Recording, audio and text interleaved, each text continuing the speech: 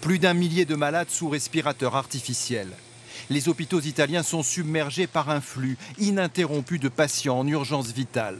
Mais il manque de lits, de matériel, de médicaments et même de personnel. Partout dans le pays, les médecins prient les Italiens de ne pas sortir de chez eux. La situation est très grave.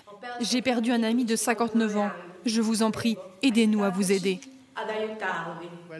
Croyez-moi, c'est tout sauf une simple grippe. C'est très dur pour nous les médecins. En restant à la maison, vous limiterez la contagion et vous nous permettrez de secourir le plus de personnes possible. Cette semaine, le gouvernement italien a rappelé 20 000 médecins à la retraite. Mais cela ne suffit pas.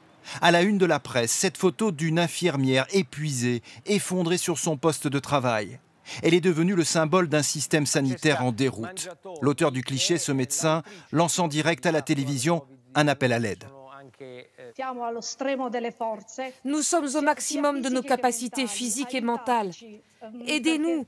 Les hôpitaux sont arrivés à saturation. Nous ne pouvons plus répondre à cette urgence.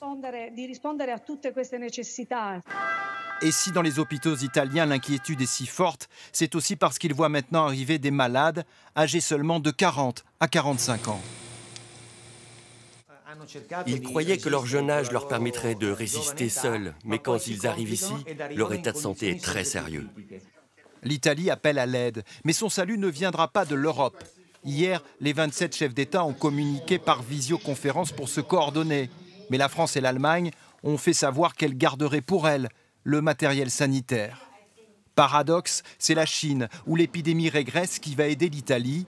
Pékin va lui envoyer 1 millier de respirateurs artificiels et 2 millions de masques.